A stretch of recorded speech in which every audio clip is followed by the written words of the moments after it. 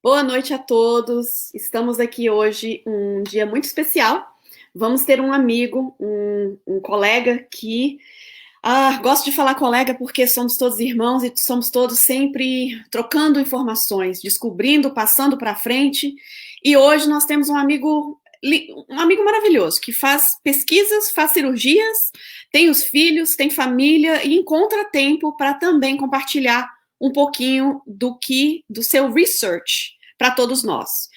Já veio aqui no Grupo Fraterno Seara do Bem, em Newark, em New Jersey, já fez visitas em centros aqui de Nova Jersey, de Las Vegas também, somos centros amigos. E hoje o Dr. Paulo César Frutuoso estará conosco falando sobre a medicina, mas uma medicina em aspectos bem amplos. Nós iremos falar sobre os aspectos históricos, científicos e espiritualistas do câncer, o que é um assunto que é realmente interessantíssimo. Então, nós vamos combinar essas três em uma palestra em que o Dr. Frutuoso irá falar conosco. Eu não estarei aqui, vou passar a palavra para o nosso amigo, mas antes de tudo, vamos todos pedir o nosso irmão maior, que possamos pedir ao Mestre Jesus que ilumine o palestrante da noite, pedir ao Mestre Jesus para que ele abençoe todos aqueles que tenham que passar por momentos do período com o câncer. Pedimos as bênçãos para as pessoas entenderem que muitas das vezes precisamos orar aquela oração da serenidade, na verdade, né? Aquela oração linda em que fala que devemos resignar as coisas que não podemos mudar, coragem para enfrentar as coisas que devemos e também ter a sabedoria para distinguir uma da outra. Então, por agora, eu vou chamar o Dr. Paulo aqui na nossa imagem e passar a palavra para o nosso amigo. Muito bem-vindo. A palavra Imensamente, é sua. imensamente grato e honrado pelo convite de nós estarmos trazendo aqui, mesmo por live, mais algumas informações acerca do nosso trabalho, pela pesquisa, pelo estudo e pelo testemunho dos fenômenos mediúnicos, pela ciência da mediunidade, e que me parece que tem uma importância capital na classe a que eu pertenço, a classe médica. Eu sou cirurgião há 45 anos, aqui no Rio de Janeiro, formado pela Universidade Federal do Rio de Janeiro em 1975. Sou cirurgião e professor da UERJ, da Escola de Medicina Souza Marques. Trabalho como cirurgião no Hospital Universitário Pedro Ernesto. E tenho tentado levar aos meus colegas algumas informações assim, com embasamento científico, racional e lógico, porque foi feito um levantamento aqui sobre a credibilidade religiosa dos nossos colegas aqui no Brasil e aproximadamente 80% não acreditam em nada além da matéria tangível. Bem, mas eu não tenho nenhuma preocupação com eles. Um dia desse, conversei com um desses. Colega, você tem ideia de quantos pacientes você já operou aí na sua missão como cirurgião? Com a maior tranquilidade, Débora. Uns 23 mil. Então, não precisa de religião. O mais importante é a conduta, não é a crença. Bem, então, aqui está a sequência do nosso trabalho, não é? Há 42 anos pertencendo aos trabalhos mediúnicos do Lar de Frei Luís, o maior centro espírita do Rio de Janeiro, e desde 1978. E o acúmulo de informações foi tão grande, principalmente relacionado com os fenômenos de teletransporte e materialização de espíritos, principalmente médicos, porque fenômenos extremamente raros ao longo da história da humanidade e que têm permissão com base em dois motivos principais. Primeiro, atendimento a pacientes graves que a nossa medicina pouco pode ajudar, principalmente cancerosos, que não é por coincidência, é uma das minhas especialidades, eu sou cirurgião oncológico. E porque quem mais se teletransporta e se materializa nessas reuniões são espíritos de médicos. Aqueles que estão ouvindo esse termo pela primeira vez, saibam que se todos nós que estamos aqui agora estivéssemos presentes a uma sessão de teletransporte e materialização de espíritos, com a presença de um médium de efeito físico, ou de dois, como acontecia no Lar de Frei Luís, e Dessa cabine, onde se encontra o médium em transe, mergulhado em sono profundo, certamente pela produção imensa do hormônio melatonina pela glândula pineal, começa a expelir pelos orifícios naturais do corpo um fluido energético não alcançado ainda pela nossa ciência, que foi designado, batizado com o nome de ectoplasma, por um prêmio Nobel de Medicina, Charles Richet. Ganhou o prêmio Nobel de Medicina em 1913 por ter descoberto a resposta anafilática humana. Então, quando eu faço a apresentação desse meu livro, A Ciência Oculta na Medicina, me parece que foi isso que eu fiz quando estive em Nova Jersey, há 2 anos atrás, eu mostro uma quantidade enorme de pesquisadores, de cientistas, inclusive prêmios Nobel, que pesquisaram os mesmos fenômenos que eu presenciei ao longo de 40 anos e concluíram que era verdade. Então, nunca mais voltei por essa estrada. Então, 2014, a Face Oculta na Medicina, 2015, Meio de Espíritos Decaídos Materializados, conseguiu-se no final da década de 70 e início da década de 80, 7 fotografias contra a sua vontade de espíritos decaídos, deformados, que foram materializados e fotografados. 2016, Reflexões de Espiritualistas Científicas do Médico. 2017, Alienígenas ou Médiuns. 2018, a Medicina Mediúnica do Futuro. 19, Planos Espirituais ou Universos Paralelos. E agora nós estamos aí lançando no dia 22 de novembro de 2020, aqui no Lar de Frei Luiz, com live, domingo, 10 horas da manhã, dia 22 de novembro, o livro Câncer, Aspectos Históricos, Científicos e Espiritualistas. Fomos estudar a doença há 4.000 anos antes de Cristo para escrever esse livro. Bem, então esse é o nosso assunto hoje. Essas são as 3 personalidades nas quais eu baseio o meu trabalho. Frei Luiz, um frade franciscano alemão, que veio aqui para o Brasil na primeira metade do século XX, e se radicou na região serrana aqui do Rio de Janeiro, na cidade de Petrópolis, aonde realizou tamanhos prodígios que possam ser considerado um verdadeiro santo. Prodígios certamente relacionados com a sua mediunidade. Frei Luiz era um poderoso médium. O professor Mário Kreff, o pai da cancerologia no Brasil, aonde eu trabalhei no hospital com o seu nome ao longo de 20 anos, e o Frederick von Stein, um cirurgião do exército nazista, que se aproximou do lado de Frei Luiz, há quase 50 anos atrás, porque no nosso educandário, com mais de 50 crianças, haviam judeus reencarnados.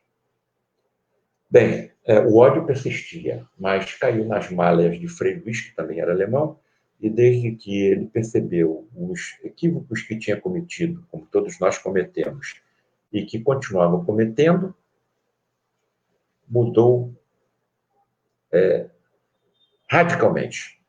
Ele se manifestava no início, quando se apresentou no Lar de Frei Luiz, incorporado num médium chamado Benayon. Ele batia com os calcanhares e saltava Hitler com a mão estendida. E falava em alemão, pelo fenômeno da xenoglossia. Ele não se incorporava, ele se encarnava no médium. A encarnação mediúnica, o espírito toma conta completamente do equipamento físico do médium, e o médium nada percebe e depois nada se lembra. E depois que ele foi assim esclarecido por Frei Luiz, ficou 10 anos sem se manifestar. Quando voltou a se manifestar, o médium de efeitos físicos Gilberto Arruda já estava presente no grupo, e através da sua mediunidade, sensibilidade mediúnica de efeitos físicos, os maiores fenômenos relacionados com teletransporte e materialização de espíritos, que eu pesquisei em toda a literatura que busquei, que estudei, aconteceram. Aqui está ele materializado, tanto está materializado que a impressionou uma chapa fotográfica. E quando se materializou e foi fotografado, estava com um lírio em suas mãos, em homenagem a Frei Luiz, que quando habitava o mosteiro aqui na cidade de Petrópolis, era quem cuidava dos jardins do mosteiro e adorava lírios e violetas. Curiosamente, essas 3 entidades, Frei Luiz alemão, Frederick von Stein alemão e Mário Kreff, filho de alemães. Acredito que haja algum planejamento por trás dessa história, né? Aqui está uma fotografia aérea do lado de Frei Luiz, o maior centro espírita do Rio de Janeiro. E o maior centro espírita do Rio de Janeiro é comandado por uma entidade católica, Frei Luiz, ainda assassinado por 2 outras entidades católicas, o Frei Leonardo e o Padre Isabel. de onde facilmente se deduz que nós nos dividimos em evangélicos, em católicos, em espíritas, em maometanos, hinduístas, judeus, ateus, porque para Deus, o Criador de tudo, não existem essas divisões. Nós somos um único rebanho no planeta Terra, comandados por um único pastor, Jesus, o Cristo planetário da Terra, um espírito criado simples e ignorante como nós, que atingiu tamanha evolução em ciência, tecnologia, moralidade, sabedoria e amor, que lhe foi concedida pelo Pai Celestial a responsabilidade do governo do planeta inteiro, desde que esse planeta era tão simplesmente uma poeira cósmica há 4 bilhões e 500 milhões de anos. Há 4 bilhões e 500 milhões de anos, Jesus já era Jesus. Com a humanidade encarnada e desencarnada que rodeia o planeta Terra. Aproximadamente 22 bilhões de espíritos. Bem, o nosso assunto hoje é câncer. E eu sempre inicio com essa apresentação de um filósofo grego da antiguidade, Epicuro, e com o paradoxo, dito paradoxo de Epicuro. Se Deus existe, um ser infinitamente perfeito em tudo, infinitamente justo, infinitamente bom, infinitamente sábio, onipresente, onipotente, onisciente, segundo o Espiritismo, incorpóreo e material, mas permeador de tudo que existe no multiverso através do fluido cósmico universal, então por que o mal existe? Aí está o paradoxo de Epicuro, que é o que permeia a mente, por exemplo, dos meus colegas médicos. São essas faltas de explicações racionais e lógicas que me parece que afastam as classes eruditas dos tempos. Se Deus existe, então por que o mal existe? Por que o câncer existe? Vejam por que os nossos antigos utilizaram o caranguejo como símbolo do câncer. Eles perceberam que as patas que partiam do corpo do animal, entendeu? Poderiam se assemelhar às penetrações, às membranas, às infiltrações do tumor maligno, por exemplo, no caso do estômago, aqui apresentado, como as patas do caranguejo. Então, utilizaram o caranguejo como símbolo do câncer. Esse é o motivo pelo qual o caranguejo é utilizado como seu emblema. Bem, outra coisa bastante curiosa é a quantidade de células que compõem os nossos organismos físicos. 10 a 50 trilhões, evidentemente, de acordo com a nossa massa física. Alguns trabalhos vão além de 50 trilhões de células. E a doença denominada câncer se inicia em apenas uma dessas células. Olha, estima-se que aproximadamente 40% da humanidade vai contrair a doença. Essa doença pode se manifestar de forma clínica ou não. Pode ficar oculta, mas presente. Se nós temos até 50 trilhões de probabilidade, já que o câncer começa em uma única célula, por que somente 40% da humanidade contrai a doença? Aqui está a explicação. Não é qualquer célula que se transforma em célula maligna, e sim as células tronco adultas. O que essas células tronco adultas apresentam que as outras não adultas não apresentam? Longevidade, tem longa vida. Então, tem tempo para acumular as mutações necessárias à transformação maligna. Segundo, um alto poder mitótico, ou seja, um alto poder de divisão. A divisão celular chama-se mitose. E nós apresentamos como exemplo aqui um desenho de uma célula-tronco da medula óssea.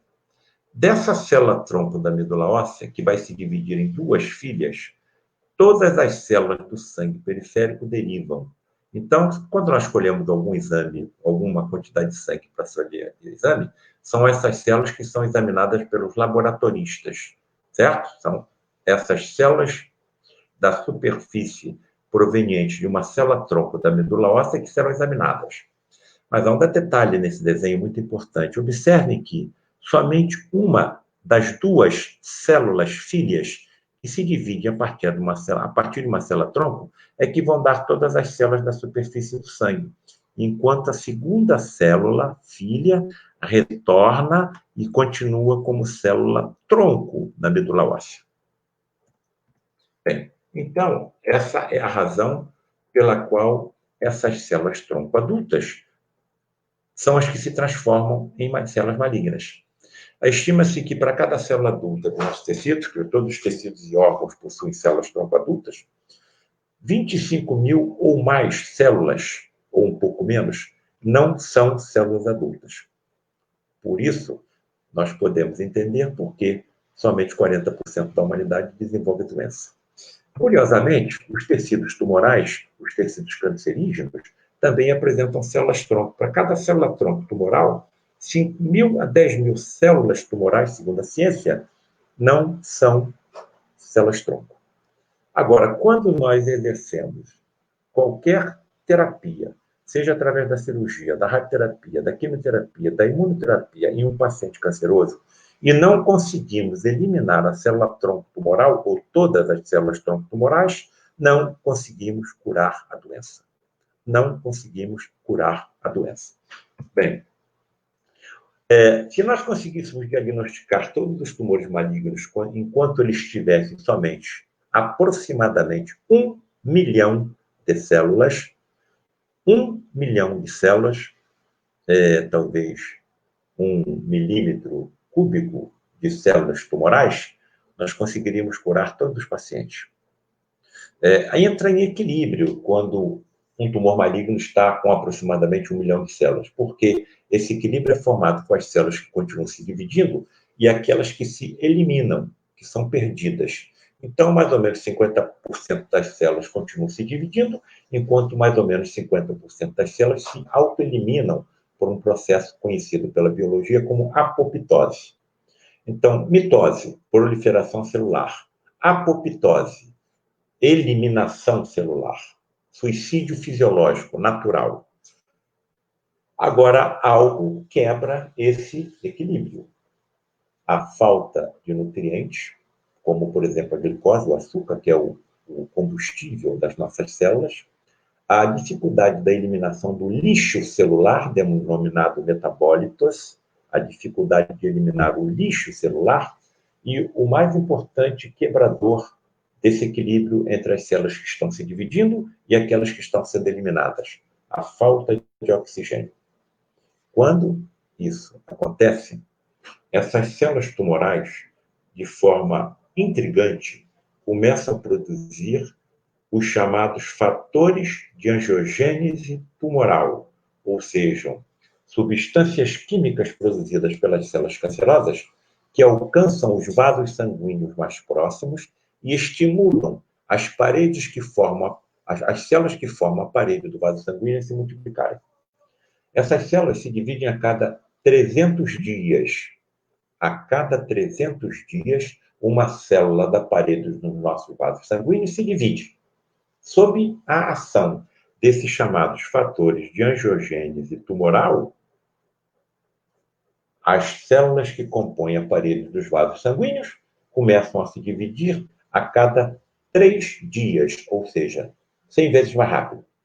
Tamanha é a velocidade de formação dessa nova vascularização que trechos apresentam defeitos. Faltam, por exemplo, uma camada elástica, por isso os tumores malignos sangram com facilidade.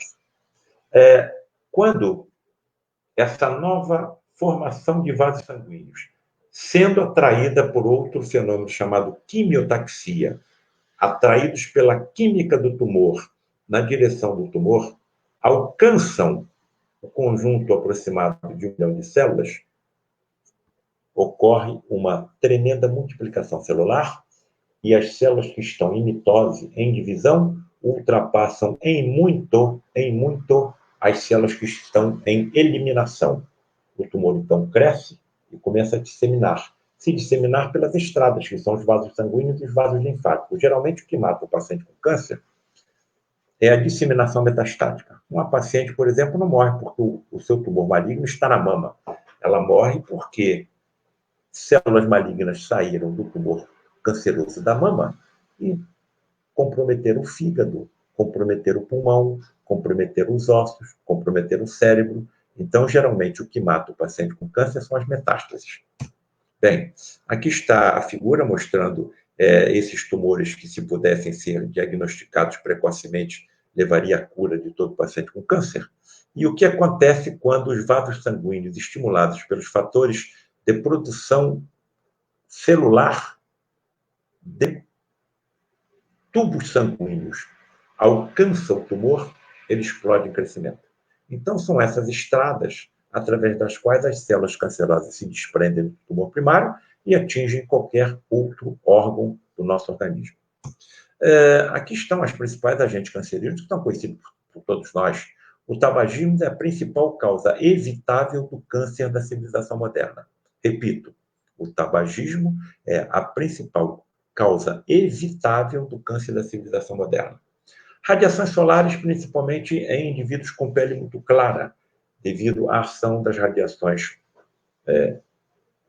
beta ultravioletas sobre as células da pele de indivíduos com pele muito clara. A melanina protege as camadas profundas da pele dessas radiações. Por isso, os negros e os mestiços apresentam poucos tumores cutâneos. Aqueles com pele muito clara apresentam com muito mais frequência os tumores relacionados com as radiações ultravioletas celulares. O alcoolismo aumenta a probabilidade do câncer do fígado, do câncer do pâncreas, e a ingestão de carne vermelha, rica em substâncias chamadas radicais livres de oxigênio, que tem uma meia-vida, uma duração de vida muito pequena, alguns milésimos de segundo, mas são suficientes para lesar a molécula de ADN, promovendo então as alterações que levam à transformação maligna. Alterações essas chamadas mutações genéticas. Ainda teríamos outros, como, por exemplo, a obesidade e alguns outros menos comuns, mas esses são os principais. Aqui estão os casos preveníveis relacionados com câncer. Então, o câncer da laringe, por exemplo, se nós eliminássemos o tabagismo da face da Terra e o alcoolismo, poderiam ser reduzidos em até 86%. O pulmão, 85%. A cavidade oral e faringeia, 75%. O esôfago, 65%. Isso tem uma explicação. As partículas cancerígenas existentes no tabaco queimado, principalmente a denominada 3,4-bondopireno, um dos maiores cancerígenos químicos conhecidos pela ciência, são também deglutidos com a saliva. Por isso, podem aumentar a frequência de câncer de esôfago e câncer do estômago. Como essas partículas são eliminadas pela urina, podem aumentar a probabilidade do câncer da bexiga, do câncer do rim. Agora, principalmente, acometem quem? O pulmão, a cavidade oral e a laringe. Então, há pouco tempo eu estava realizando uma cirurgia de tireoide com um cirurgião de cabeça e pescoço muito experiente em cirurgia do câncer da boca, em cirurgia do câncer da laringe. E eu indaguei a ele: Leonardo, se nós eliminássemos o tabagismo da face da Terra, em quanto reduziríamos o câncer da boca e da laringe na humanidade? Resposta: aproximadamente 40%. Então, 40% dessas tumorações estariam relacionadas com o tabagismo. Agora, existe uma outra forma também, a indução extrafísica em direção ao vício do câncer. Imaginemos que eu seja um viciado na nicotina. A nicotina é a que impregna no sistema nervoso central, levando à dependência química, como acontece com o ópio, como acontece com o crack e todas essas outras drogas alucinógenas. Quando eu desencarnar, ou quando a borboleta se separar do casulo, o corpo é o casulo, a borboleta é o espírito, o meu espírito ingressará em um universo paralelo a esse, onde eu não terei a nicotina, onde eu não terei o ópio, onde eu não terei o crack, onde não terei o álcool. E provavelmente a minha ansiedade, o meu desespero por não ter tais substâncias alucinógenas seja muito profundo, muito profundo. Qual pode ser a minha estratégia para diminuir a minha ansiedade, o meu desespero por não ter aquilo que eu me viciei enquanto encarnado? Eu posso me aproximar de algum encarnado, principalmente de jovens, e soprar no seu ouvido, induzi-lo mediunicamente, intuitivamente. Experimenta, entra, usa, principalmente de jovens. Essa fotografia que eu estou apresentando aqui foi publicada no Globo em 18 de 8 de 1983. Me formei em 75 e desde que eu percebi a quantidade de pacientes que chegavam no Hospital Mário Crença, que eu trabalhava, de cancerosos, trazidos pelo tabagismo, comecei a realizar palestras em escolas, em clubes, até em presídios, eu me lembro, tentando levar assim esse alerta quanto ao perigo que o tabagista se entrega quando entra nessa estrada do vício. E aí chegou um colega perto de mim e falou assim: Paulo César, olha essa fotografia que foi publicada no Globo. Por que é que você não utiliza nas suas palestras? Eu olhei, eu não estou acreditando. É isso mesmo que você está vendo.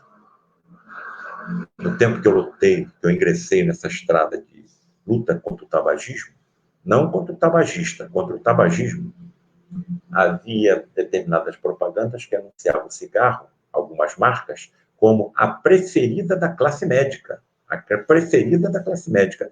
Vejam a época que nós vivíamos, né? E continuamos, de certa forma, dizendo.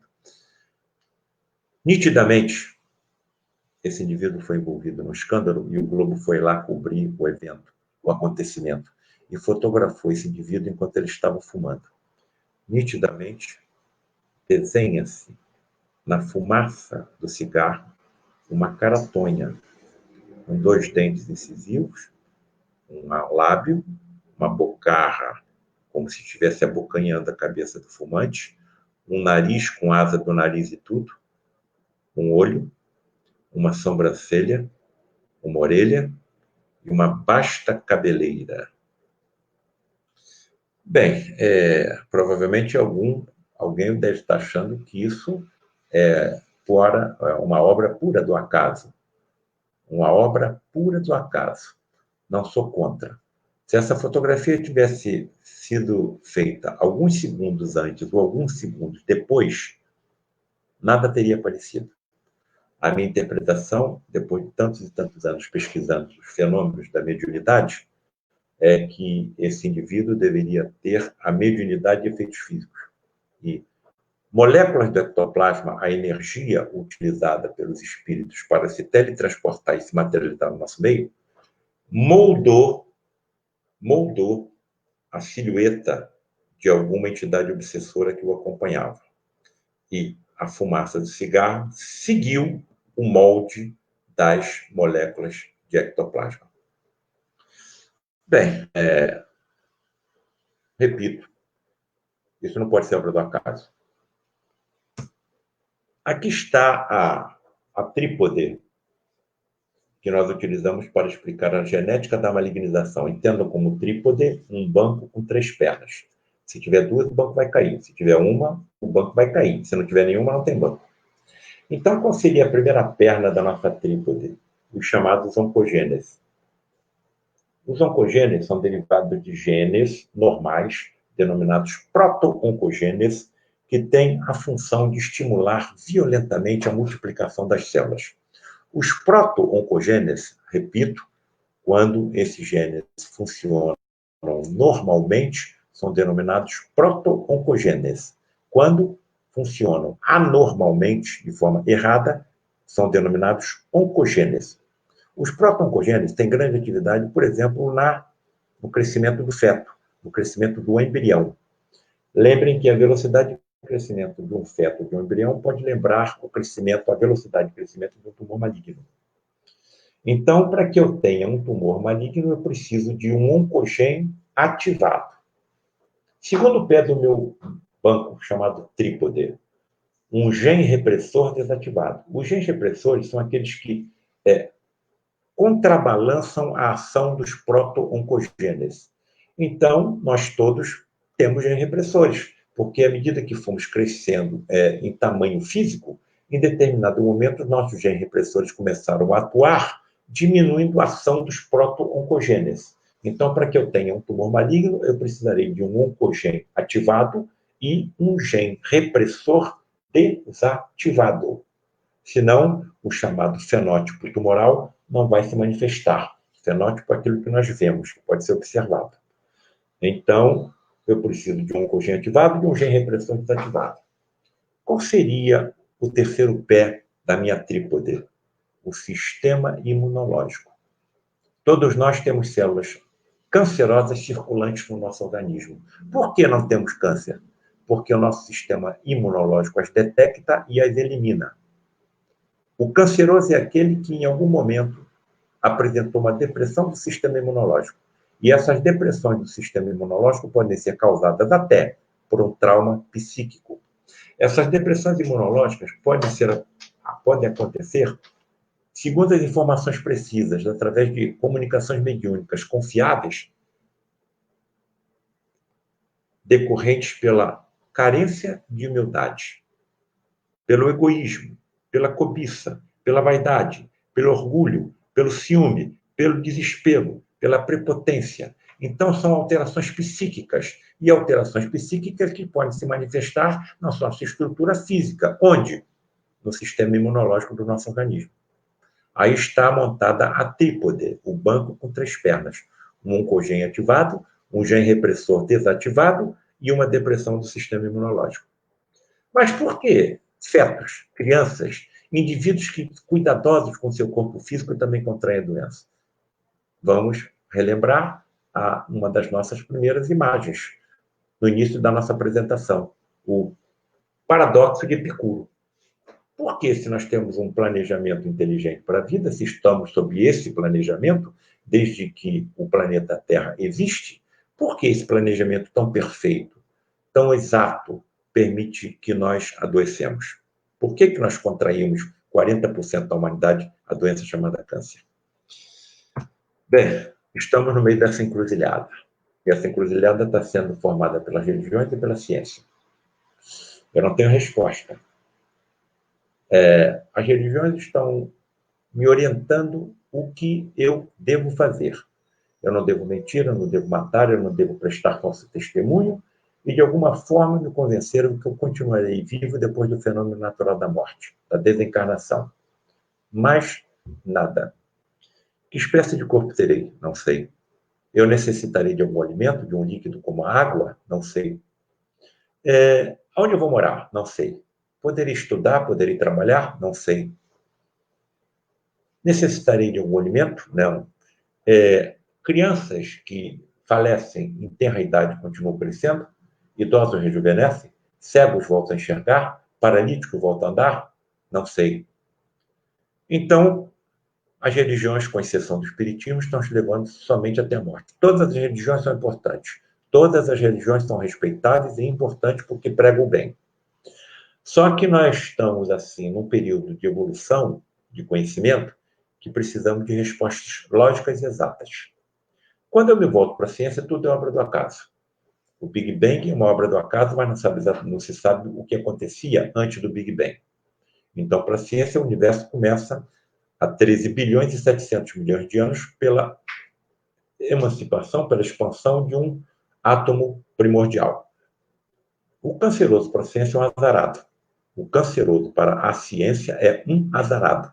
Ele teve o azar de que em uma das trilhões de células que compõem o seu corpo, sofresse um conjunto de mutações genéticas que levasse à transformação na direção da malignidade de uma célula cancerosa. Então, eu precisei de que alguém voltasse do outro lado da vida e me contasse essa história. A volta do outro lado da vida não através de uma incorporação mediúnica, ou mesmo de uma encarnação mediúnica. Não através de uma mensagem psicográfica, não através das comunicações trazidas por médiuns videntes. Eu fui levado a acreditar, a adquirir crença inabalável, convicções inabaláveis da imortalidade da alma, em decorrência da presença, ao longo de 40 anos, em sessões de ectoplasmia, teletransporte e materializações de espíritos, conversando com médicos desencarnados, teletransportados e materializados, que se manifestavam nessas reuniões, trazendo conhecimentos científicos e tecnologia extremamente avançadas em relação a tudo aquilo que nós conhecemos, atuando principalmente no componente extrafísico perispiritual. E, em alguns casos, esses benefícios trazidos ou colocados no perispírito do paciente poderiam se manifestar também na sua forma física, no seu componente físico. Então, nunca prometi a ninguém que levei a essas reuniões nenhum milagre. Não existe milagre, nem existe sobrenatural. Existem leis físicas, químicas e biológicas que a nossa ciência ainda não alcançou, mas alcançará. Levo na certeza de que serão beneficiados. Então, essa ação dos médicos espirituais, inclusive com cirurgias hiperfísicas, aquelas que ultrapassam os limites físicos do corpo humano e alcançam o perispírito, podem se manifestar em alguns pacientes também no seu corpo físico. Então, a cura do corpo físico é possível, assim como Jesus realizou. Ninguém pode curar um leproso sem conhecer a existência do bacilo de Hansen. Ninguém pode curar um cego de nascença sem conhecer toda a estrutura do globo ocular, uma das mais complexas estruturas que a biologia conhece. E ninguém pode fazer um paralítico andar sem conhecer toda a estrutura muscular, óssea e nervosa do corpo humano.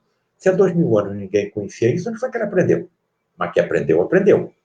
Então, até onde eu entendo, Jesus tinha conhecimento científico capaz de transportar células do perispírito de um cego para o seu olho físico, através de conhecimento científico profundo e utilização das tremendas energias manipuladas de forma inteligente por ele.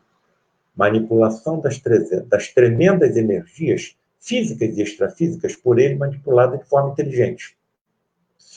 Se eu remover 60 gramas do meu corpo físico e analisar a quantidade de energia existente nos átomos apenas de 60 gramas do meu corpo físico, a ciência está me dizendo que eu tenho energia suficiente para construir 100 bombas atômicas iguais às que foram lançadas na cidade de Hiroshima.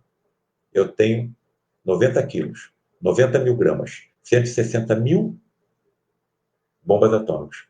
Se eu soubesse como utilizar de forma inteligente tamanha quantidade de energia, sem falar nas energias extrafísicas, espirituais, ectoplasmáticas, por exemplo, eu conseguiria acalmar o mar e o vento, pelo menos em torno de onde eu estivesse.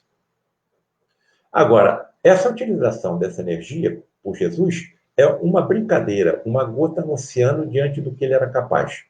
Porque se foi concedida a ele a responsabilidade do governo ou da formação de um planeta como a Terra, ele teria que manipular tremendas quantidades de energia para transformar uma poeira cósmica desprendida do Sol em um planeta como a Terra, evidentemente com as legiões de espíritos sob seu comando. Vejam o que é um Cristo planetário. Bom, dentro dessas nossas conversas com Frederic von Stein, que nós mostramos a fotografia materializada, uma das minhas perguntas foi a seguinte: Frederic, como correlacionar a existência de Deus com as doenças das infâncias? E fiz essa pergunta em decorrência desse caso. Uma criança com 6 meses de idade, com tumor maligno do pescoço quase do tamanho da cabeça da criança, que já estava contraindo a sua traqueia e a criança não estava conseguindo mais respirar. Foi feita uma traqueostomia, algumas semanas depois a criança desencarnou. Quando foi feita a tomografia computadorizada da mãe da criança, ainda grávida, esse tumor de altíssima malignidade, os colegas que estão presentes conosco sabem do que eu estou falando, um sarcoma infantil, já estava presente no feto. A criança não tinha nascido. Então fez mal a quem? Onde estaria o Criador? Descansando, distraído, sonolento, passeando? Estão percebendo a falta de respostas lógicas e racionais pelas correntes religiosas que levam ao afastamento das classes eruditas dos templos?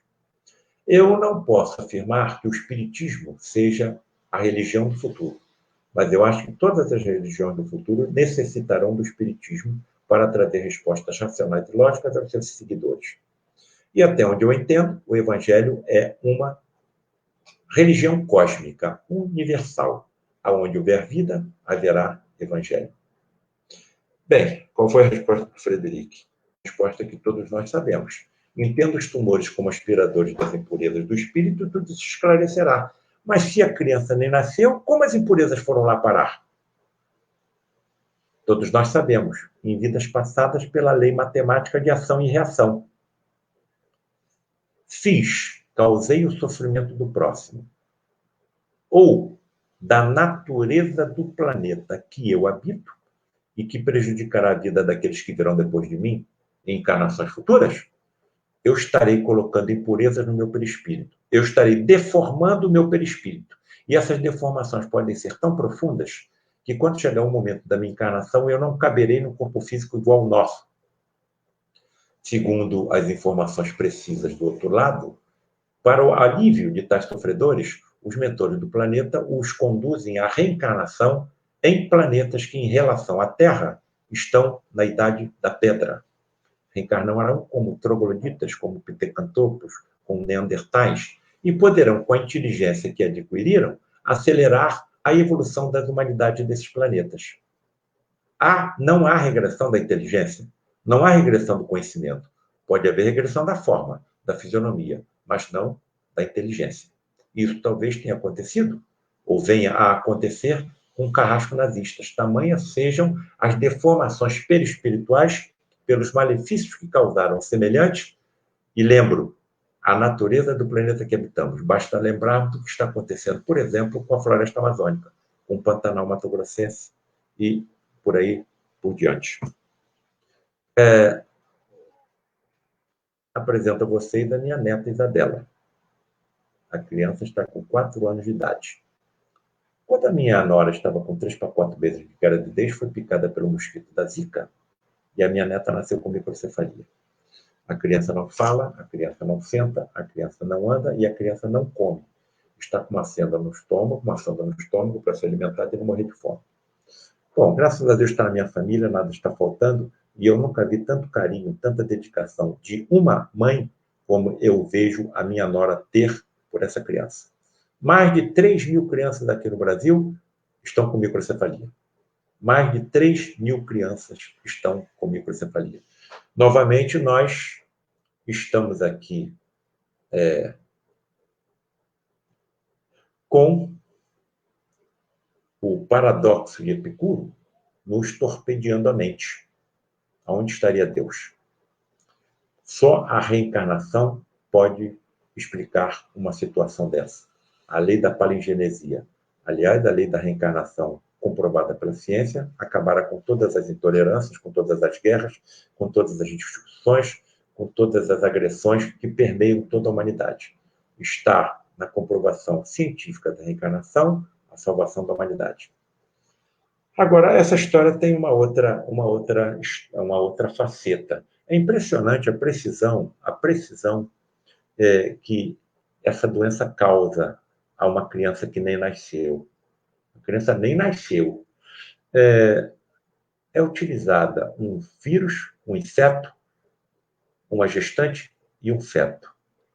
O vírus entra no mosquito, o mosquito pica a gestante, circula pelo sangue, atravessa a placenta, invade o feto e em bilhões de células, o vírus vai exatamente na célula tronco neuronal, absorve a energia da célula tronco neuronal e ela não pode produzir todos os neurônios que a criança precisa. É muita precisão. Vejamos o outro lado dessa moeda.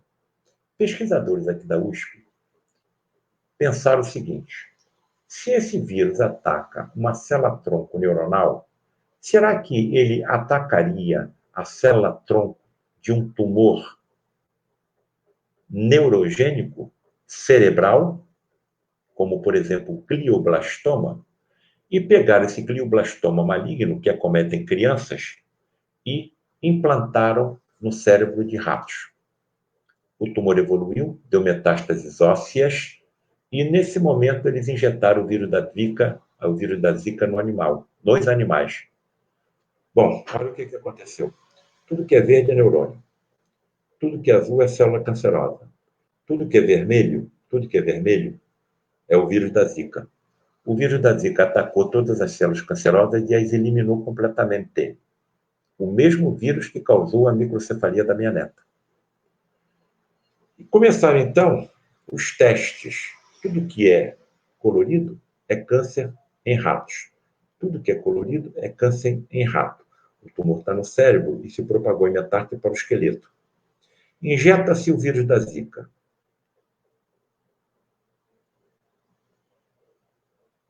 as células cancerosas desapareceram completamente, já começaram os testes em humanos e estamos ansiosamente aguardando os resultados.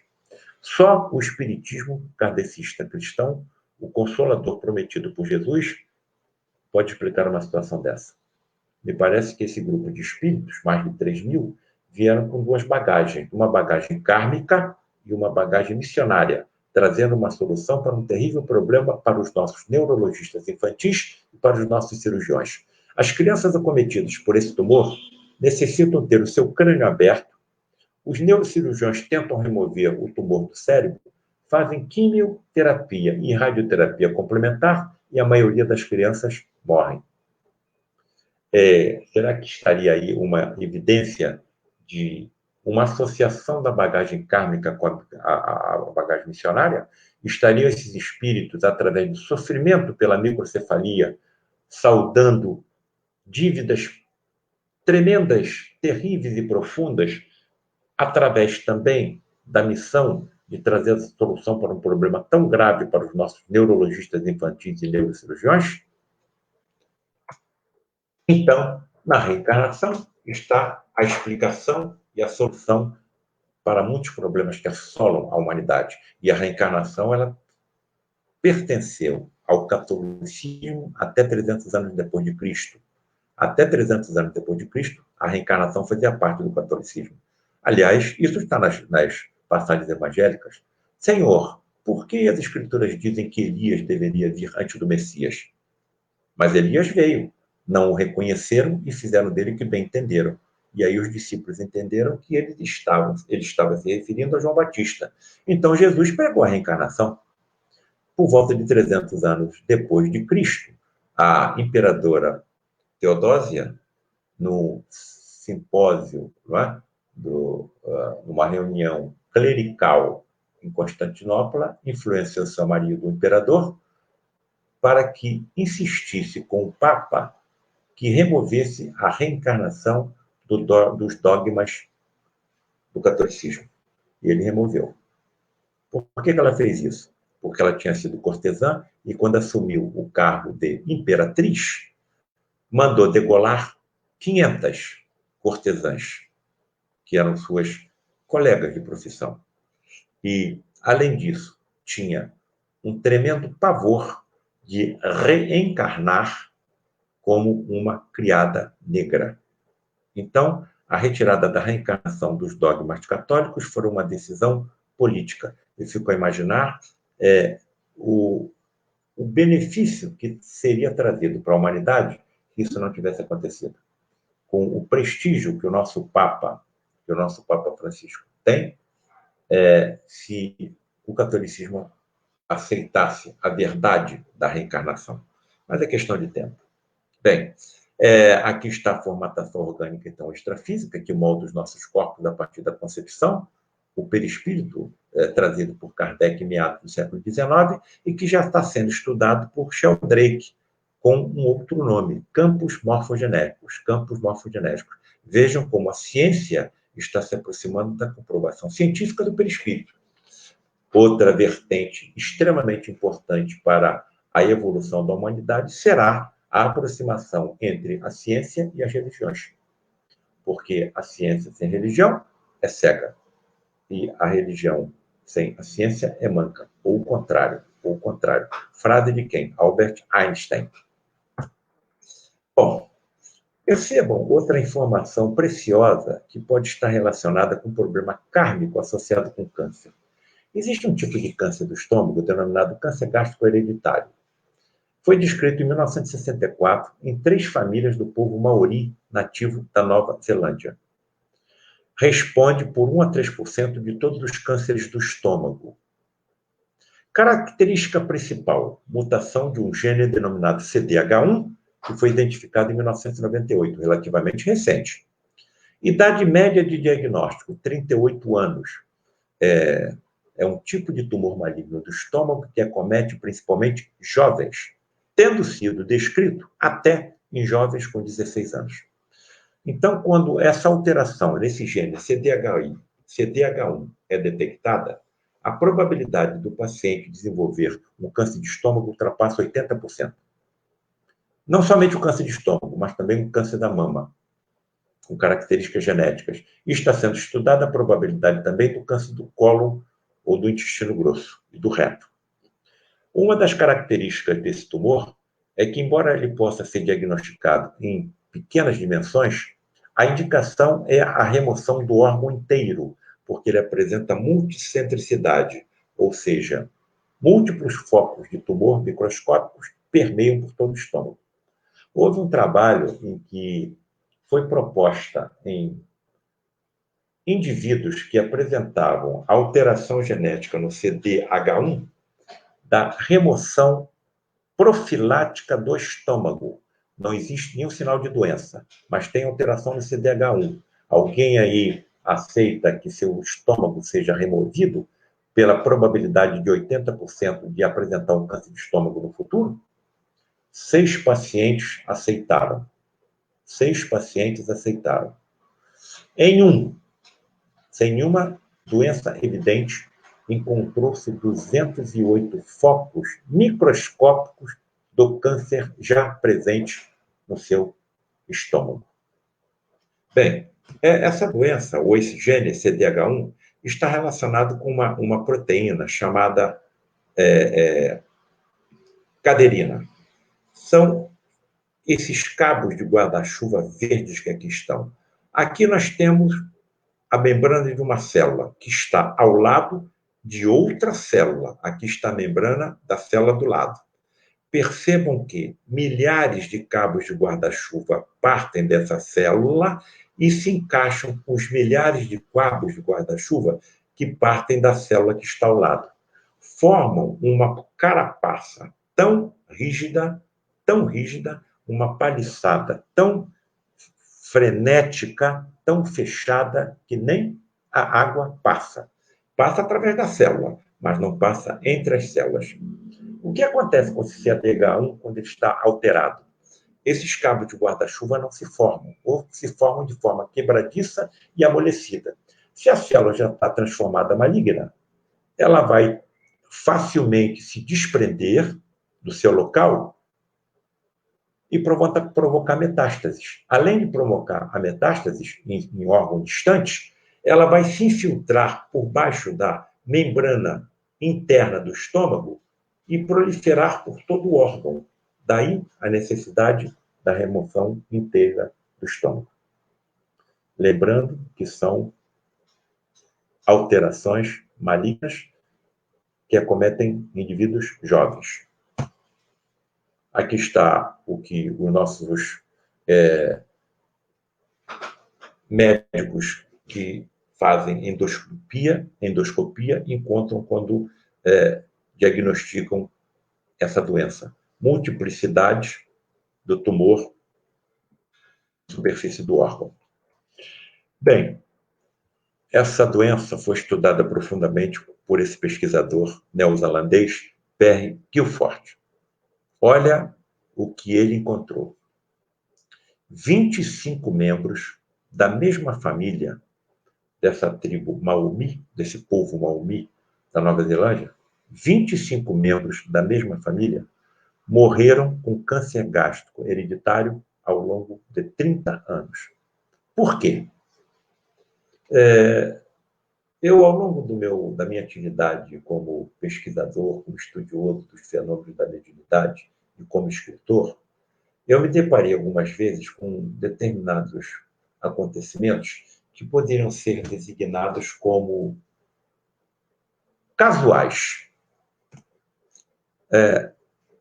Mais uma vez, levanto a lembrança do paradoxo de Epicuro. Nós estamos tratando de 25 membros da mesma família que, ao longo de 30 anos, morreram com câncer de estômago. 25 membros da mesma família.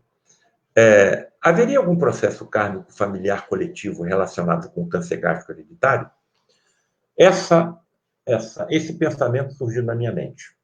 E ao longo dessa minha atividade como pesquisador, estudioso dos fenômenos e da ciência da mediunidade, como eu estava relatando, eu tropeço com algumas informações que podem ser consideradas como casuais. Exemplo. Essa senhora Anne d'Abricourt-Malassez é uma paleontóloga francesa de altíssima qualidade e que fez um trabalho muito interessante com a pesquisa do osso esfenoide, aquele no qual se assenta o cérebro, o mais complexo osso do corpo humano, o primeiro que se desenvolve na vida fetal. E ela percebeu que, à medida que a espécie humana evoluía, o osso esfenoide sofria inclinações, e quando a inclinação acontecia, a nossa massa encefálica se expandia e nós nos tornávamos mais inteligentes. Essa pesquisa dessa francesa, ela está colocada no nosso livro A Face Oculta da Medicina. Bem, eu passei pela minha sala, a televisão estava ligada, passando um documentário sobre ela. Estava no final, passei, fui direto. Curiosamente, no dia seguinte, eu passei pela sala, a televisão estava ligada, e eu vi pela segunda vez o mesmo documentário falando sobre Anne d'Abricourt-Malassez e o seu trabalho. Bom, aí deu para ver um pouquinho mais. Mas, curiosamente, no terceiro dia, eu passei novamente pela sala com a televisão ligada e, pela terceira vez seguida, estava se passando o mesmo documentário. Aí me atraiu a atenção, principalmente quando ela diz que, quando essas inclinações do esfenoide acontecem ao longo da evolução da espécie humana, acontecem em todas as áreas, as regiões onde se encontram os pré-humanos. Se essa inclinação é decorrente de uma mutação, como essa mutação pode ocorrer ao mesmo tempo em indivíduos separados por distâncias continentais? Estaria mais uma vez aqui salientado a existência de um planejamento inteligente por trás da evolução da nossa espécie e das outras? Eu estudei profundamente o trabalho dessa doutora Anne d'Abricourt-Malassez e apliquei no livro A Face Oculta da Medicina. Lembro que eu passei 3 vezes pela sala e 3 vezes a televisão estava ligada, passando o mesmo documentário.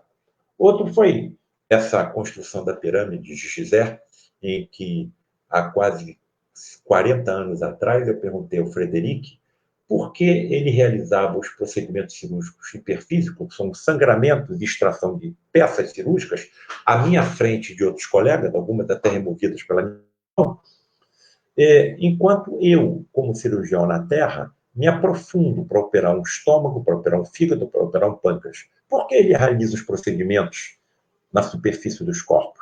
Resposta: sabemos como confeccionar colchões de ectoplasma por trás dos órgãos, elevá-los até a superfície e então realizamos os procedimentos sem a necessidade de nos aprofundarmos nos corpos orgânicos como vocês, cirurgião da Terra, fazem. Isso nunca mais sai da minha cabeça. Aí eu estou assistindo, 40 anos depois, um documentário denominado Alienígena do Passado, onde se fala sobre a construção da pirâmide de Gizé, onde foram colocadas 2 milhões e 300 mil blocos de pedra, pesando entre 6 e 80 toneladas, retirados de uma pedreira localizada a 900 quilômetros há 4 mil anos atrás, quando não se conhecia nem a roda nem o ferro. Segundo os historiadores modernos, só uma coisa poderia ter explicado essa construção: auxílio de tecnologia alienígena. Eu estou olhando o documentário.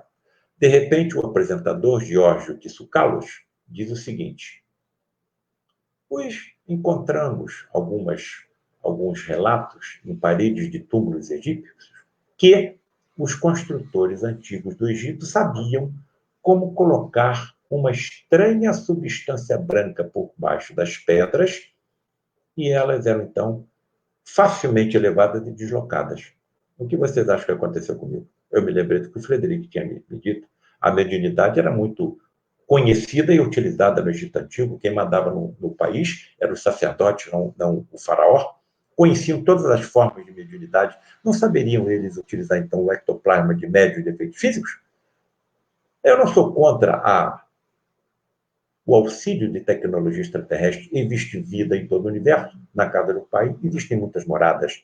E coloco até no livro que eu escrevi, Alienígenas ou Médiuns? Ponto de interrogação. Uma terceira probabilidade, a utilização das duas vertentes, a utilização da mediunidade e a tecnologia alienígena. Porque se existem civilizações ultraevoluídas com controle de tremendas quantidades de energias, como as das estrelas mais próximas, e de todas as estrelas da galáxia onde está o planeta onde habitam, não saberão eles da existência do espírito, do perispírito, das energias extrafísicas, como de universos paralelos ao nosso? Não saberão da mediunidade? Bom, eu não poderia habitar uma civilização dessa, porque o pensamento cria, forma os pensamentos em torno de mim. Qual seria, por exemplo, a forma pensamento em torno de alguém que pensasse em encher suas roupas de bomba e explodir um prédio, derrubar um avião? Desviar o dinheiro da saúde pública. Bem, eu acho que ninguém nos conhece melhor do que nós próprios. Estamos ainda na estaca zero da evolução dessas civilizações universais. Bem, então, voltemos aqui. Haveria algum processo kármico familiar coletivo relacionado com câncer gástrico hereditário? Essa é a pergunta que eu coloquei na minha mente. Na minha mente. Saio, levanto aqui da minha mesa no meu escritório, onde eu escrevo meus livros, aqui na minha residência, e saio, vou tomar uma água. E quando eu passo pela sala, a televisão está ligada. O que eu vejo passando na televisão? O anúncio de um filme chamado O Poderoso Chefão. Será que haveriam relações dessas doenças coletivas familiares com o crime organizado desenvolvido por famílias passando de bisavós para avós, de avós para pais, de pais para filhos, como, por exemplo, a máfia italiana? Fiquei intrigado e consultei 2 colegas médiums. Um médico médium e outra médica casada com um poderoso médium também de efeito físico. Todos 2 médiums de efeito físico. Passaram-se alguns dias, mandei o trecho do livro que eu estava escrevendo, em que tratava desse assunto, o câncer gástrico hereditário, como probabilidade kármica e familiar coletiva. E alguns dias depois, os 2 médiums me telefonaram: olha, Paulo, segue em frente que eu acho que você está certo.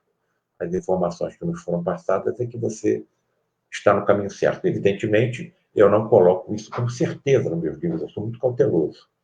Mas coloco como hipótese e que deixo ao leitor tirar as suas próprias conclusões. Então, existe uma coisa que todos nós sabemos, que é a lei de ação e reação. Eu trabalhava no Hospital Mário Creito e chegou uma criança boliviana com 9 anos de idade com um tumor no cérebro, localizado numa região chamada terceiro ventrículo, de muita dificuldade de acesso pelos nossos neurocirurgiões. Não havia no hospital enfermarias de crianças, só de adultos. E o menino de 9 anos foi colocado na enfermaria de adultos e começou a ter visões. Eu fiz o que eu acho que qualquer um de nós faria. Fui até a direção e falei assim: olha, esse menino pode ter uma descompensação psíquica. Ele precisa fazer radioterapia, tem que ficar conosco aqui internado, porque veio da Bolívia de trem com o pai. Vocês permitem, senhor diretor, que eu leve essa criança para minha casa? Me foi autorizado e eu ia e voltava todo dia com a criança para o hospital, realizando 30 aplicações de radioterapia, porque o tumor era inalcançável pela neurocirurgia. Curiosamente, a criança adquiriu um tremendo amizade e carinho pelo meu pai, médium de efeitos físicos e vidente. O principal médium vidente do Lar de Frei Luiz ao longo de 50 anos. Desencarnou em 2017 com 93 anos. A criança só dormia agarrada ao pescoço do meu pai. Só conseguia dormir abraçado ao meu pai. Bem, eu estava estudando por volta de umas 10, 11 horas da noite e a criança já estava adormecida. O meu pai liberou delicadamente os braços da criança do seu pescoço, levantou e veio até onde eu estava estudando na sala e falou assim: Paulo, eu tive uma vidência agora com essa criança. Você sabe por que ela está com um tumor cerebral inalcançável pelos nossos neurocirurgiões? Você quer saber o que aconteceu em vidas passadas desse espírito? Sim, pai, o que aconteceu? Eu o vi como carrasco, decepando cabeças. Bem, talvez seja essa a lei de ação e reação. Eu posso plantar o que eu quiser. O plantio é livre, mas a colheita é obrigatória. Agora, essa é a minha segunda obra, Espíritos Decaídos Materializados.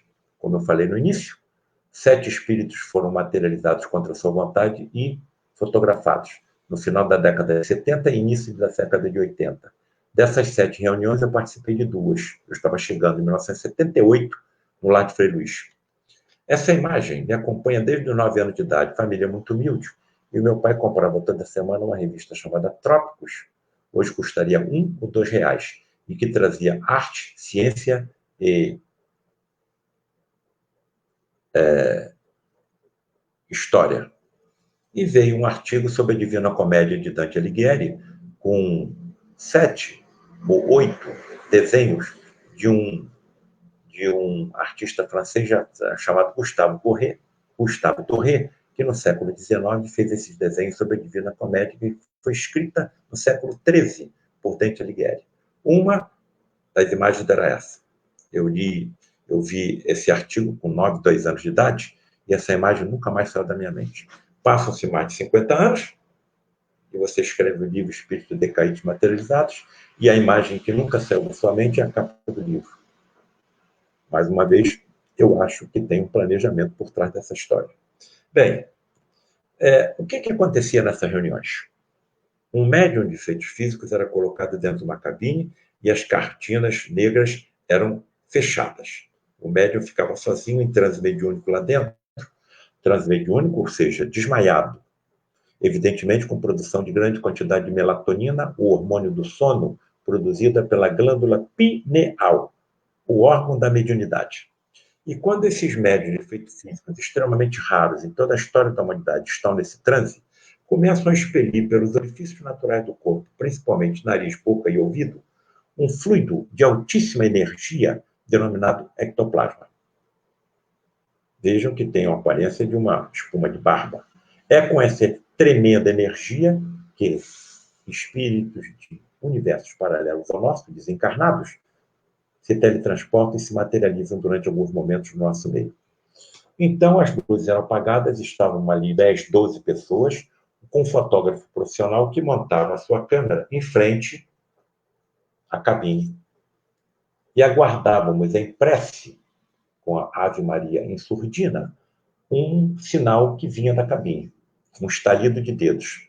Quando ouvimos isso, o fotógrafo na escuridão, porque os fótons da luz artificial e da luz natural afetam o ectoplasma, o médium em transe e a entidade materializada.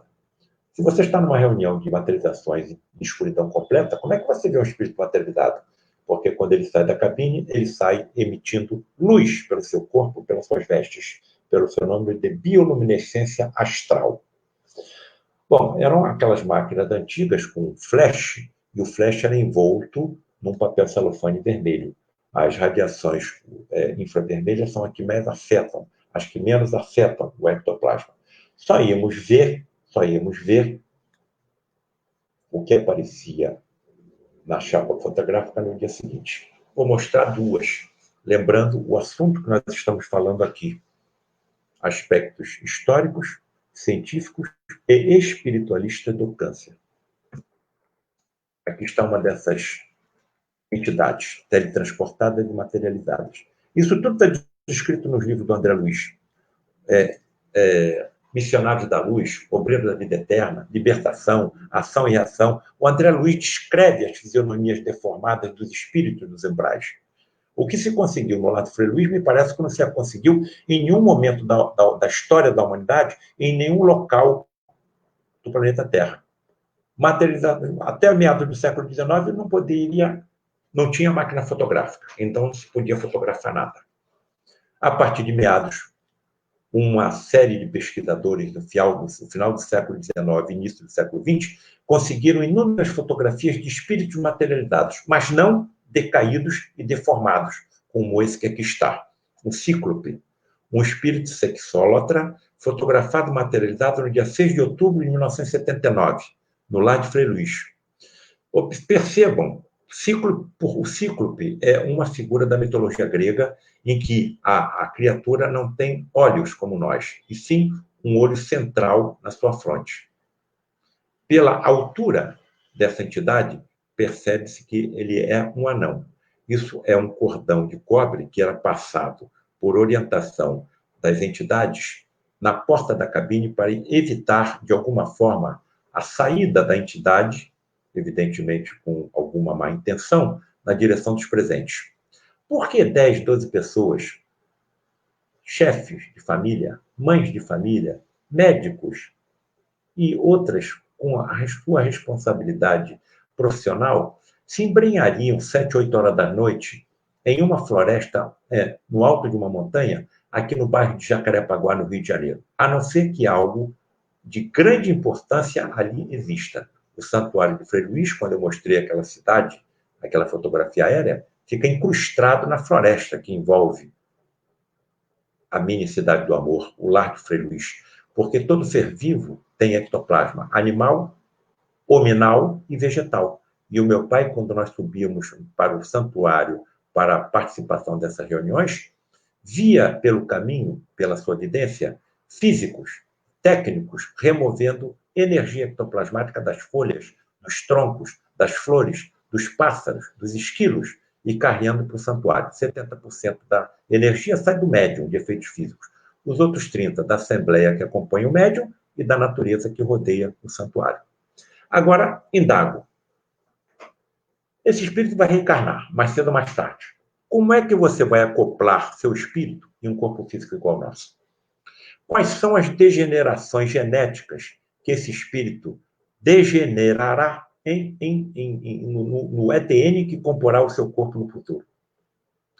Tudo isso vai ser assunto profundamente discutido nos congressos de medicina do futuro, nos simpósios, nos seminários, nas sessões clínicas.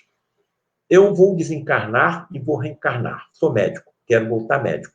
Vou fazer prova, vou entrar para a faculdade de medicina. Acho que a primeira coisa que eles vão me fazer é remover células da minha mucosa bucal e fazer um escrutínio do meu ADN. Se no meu ADN estiver evidenciada a genética da mediunidade, serei desenvolvido por profundos estudiosos do assunto, que serão os professores das escolas de medicina do futuro. Estaria algumas formas de câncer relacionadas com essas deformações, com essas impurezas alocadas pelo comportamento equivocado de vidas passadas no perispírito dessas entidades? Sou obrigado a acreditar que sim. Carrasco, um espírito fotografado materializado no dia 6 de julho de 1979, no Lar de Frei Luís. Nós éramos comandados por um almirante, Carlos Melo, de uma disciplina militar assustadora. Revistava todo mundo, revistava o santuário, revistava o médium, revistava a cabine. De onde partiu, então, de onde surgiu, então, esse pesado vestuário de um carrasco da Idade Média? Esse tecido quadriculado, se semelhando ao tecido escocês, cordões brancos envolvendo a sua cintura, um capuz que ia até quase ao teto da cabine, com 2 rombos à altura dos olhos, e nitidamente nós vemos a entidade apavorada sendo fotografada. Como acoplar seu perispírito em um corpo físico? O padre Isabel, depois dessa reunião, chamou o Rocha Lima e disse o seguinte, que era o nosso presidente, Luiz da Rocha Lima. Olha, desde que esse carrasco, esse irmão, esse espírito desencarnou, ele não consegue remover a roupa de carrasco porque ela está soldada no seu perispírito. Então, nós não temos condições de levá-lo a uma encarnação para aliviar o seu padecimento pelo esquecimento do que fez de errado em vidas passadas. Se ele foi um carrasco da Idade Média, ele está padecendo assim há séculos. Quantas cabeças decepou? Prestem atenção na imagem que eu mostrarei a seguir e vejam a importância para a humanidade do espiritismo kardecista cristão. Se soubesse o que os aguarda, estariam fazendo o que estão fazendo? Agora, existem outras formas de você decepar a cabeça. Por exemplo, o que está acontecendo aqui no Rio de Janeiro e que está acontecendo em outros locais do Brasil. Cidades, estados. Está ocorrendo um tremendo desvio de verbas públicas destinadas à saúde. Se eu assumo um cargo de secretário de saúde de um estado ou de uma cidade, como tem acontecido aqui no Rio de Janeiro, e desvio milhões de reais da saúde pública para mim, quantas cabeças eu estou decepando? Estão percebendo a importância do espiritismo kardecista cristão para a humanidade? Nós não somos os mais numerosos, mas somos os que mais estudam. E o espiritismo permeará todo o planeta, é questão de tempo. O cristianismo está conosco há 2000 anos. O espiritismo está conosco há pouco mais de 150 anos. Como estará o espiritismo daqui a 2000 anos?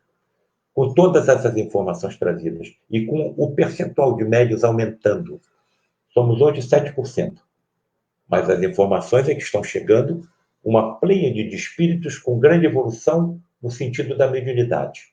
E quando não formos 7%, como fomos 20%, 30%, 40%, 50%, os cientistas terão que se voltar para o assunto, porque serão médiums dentro de suas casas. Os seus filhos serão médiums.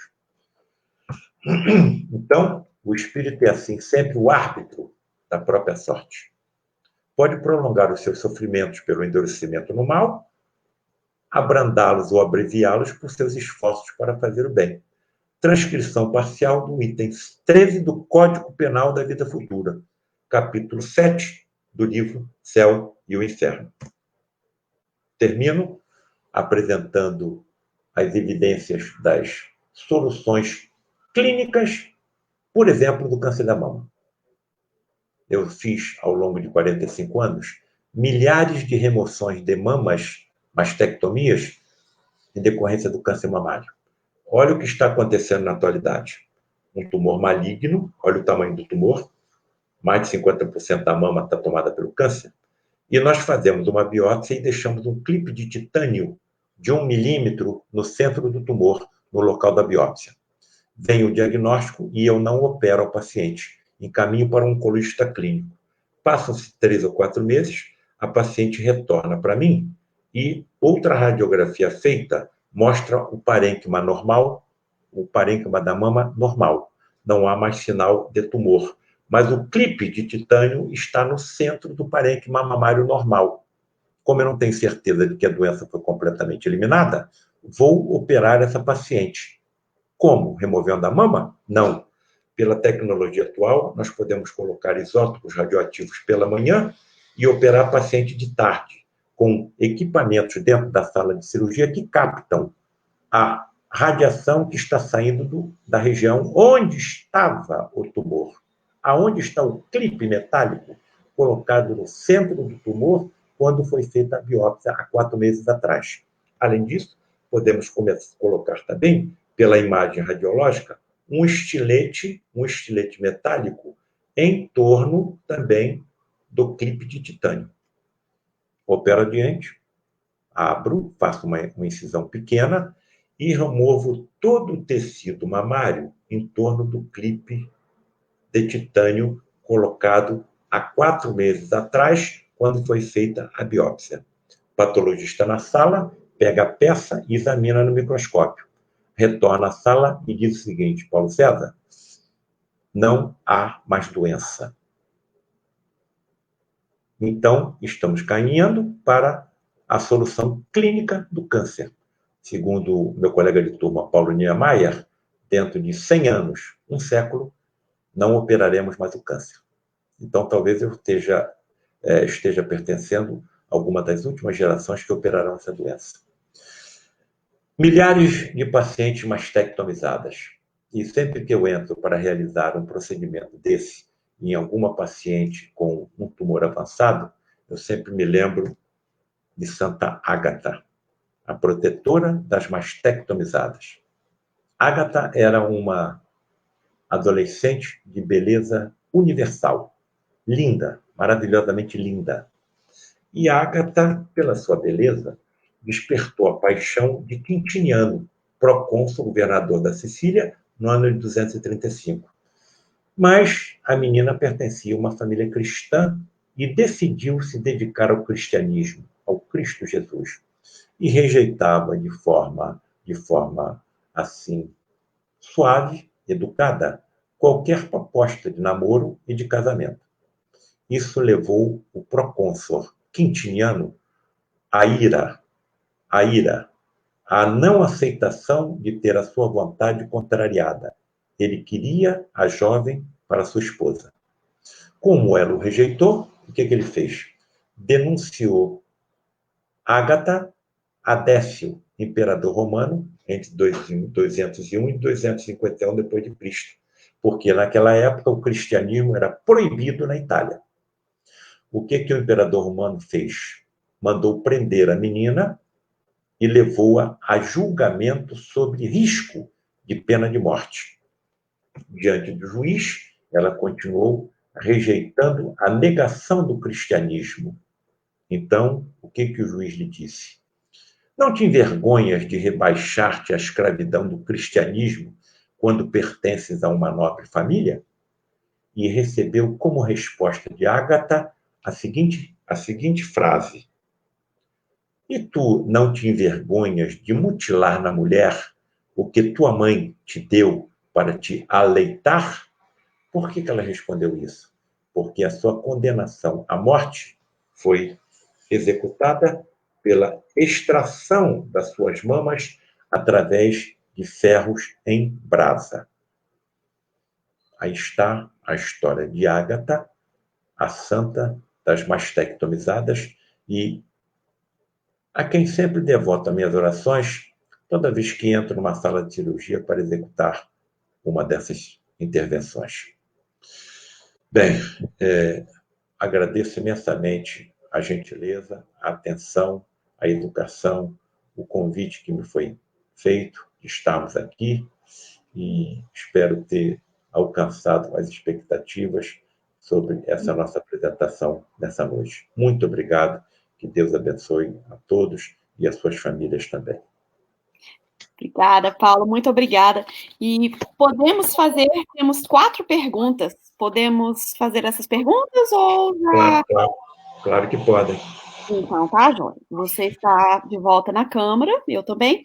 E se alguém mais tiver alguma pergunta, por favor, pessoal, estamos aqui ainda por alguns minutos. A primeira pergunta é da Adriana Cetim, e ela diz assim: por que o câncer pode estar em qualquer órgão, menos no coração? Ou pelo menos não se ouve dizer sobre este assunto. No coração também acontece, porém de forma rara. O hospital que eu trabalho é o Hospital Universitário Pedro Ernesto, Hospital Universitário. E temos uma equipe de médicos lá muito experiente, todos professores, inclusive de cirurgiões cardíacos. E eles também operam tumores do pericárdio e raramente na parede do coração. Agora, existem determinados tumores que podem acometer o coração de forma metastática. Um desses tumores chama-se melanoma. É um tumor que começa na pele, nas células produtoras da melanina, o pigmento que dá cor à pele. E tumor altamente agressivo. Ele pode dar metástase em qualquer órgão, inclusive no coração. Que são muito menos comuns, mas que podem acometer também o coração, podem.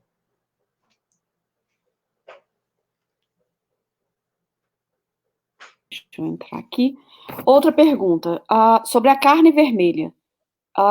Aspectos físicos e espirituais. O que você tem a dizer sobre isso e o câncer? Olha aqui. Logo que eu comecei a participar das reuniões de materialização de espíritos, uma das exigências era a não ingestão de carne nas 72 horas que antecedem a reunião. Carne de mamíferos e carne de aves. Bom, eu não entendia, né?